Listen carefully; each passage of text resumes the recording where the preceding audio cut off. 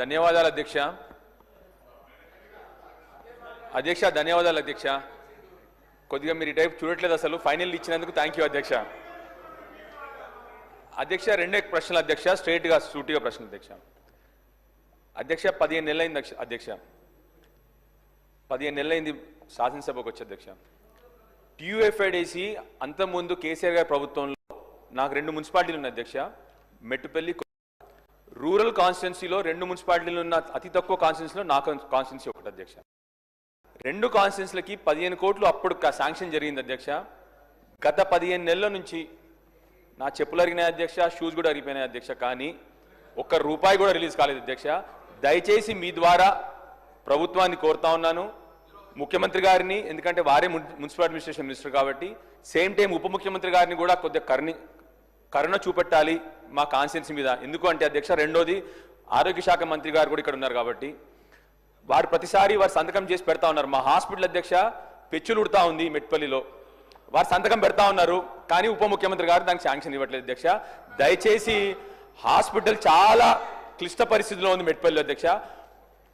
చివరికి అధ్యక్ష, మూడోది నిన్న మళ్ళీ ఉప ముఖ్యమంత్రి గారే మొన్న ఏం చేశారు అధ్యక్ష అంటే, వారు అసెంబ్లీని డిస్ట్రాక్ట్ చేయడానికి చాలాసేపు గంట సేపు రుణమాఫీ గురించి మాట్లాడినారు. పర్వాలేదు. అయితే ఏం జరిగింది అధ్యక్ష అంటే, మా దగ్గర మొగిలిపేట అనే గ్రామం ఉంటుంది అధ్యక్ష.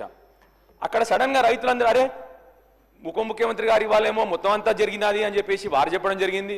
వాళ్ళ రైతులందరూ ఏం చేసినారు నిన్న అధ్యక్ష అంటే, మరి మాకు 350 మందికి ఒక్క గ్రామంలోనే మాకు రుణమాఫీ జరగలేదు, మేము అందరం వెళ్ళి ప్రజావాణి సోమవారం కదా అధ్యక్ష, ప్రజావాణిలో కలెక్టర్ గారికి మేము మొగిలిపేట గ్రామం మొగిలిపేట విలేజ్ మల్లాపూర్ మండల్ కొరుట్ల కాన్స్టిట్యున్సీ అధ్యక్ష, వాళ్ళందరూ మేము ప్రజావాణికి వెళ్ళి మేము ఒక వినతి పత్రం ఇస్తాం కలెక్టర్ గారికి అంటే అధ్యక్ష, రేగుంట మాటు కాలువ అంటాం అధ్యక్ష. అది ఏమైంది అధ్యక్ష అంటే, న్యాచురల్ బేరియర్ వాటర్ ఒక 2000 ఎకరాలకు పోద్ది అధ్యక్ష. అది గ్రాడ్యువల్ గా టైంతోని అది కొద్దిగా డిస్ట్రాయ్ అయింది అధ్యక్ష.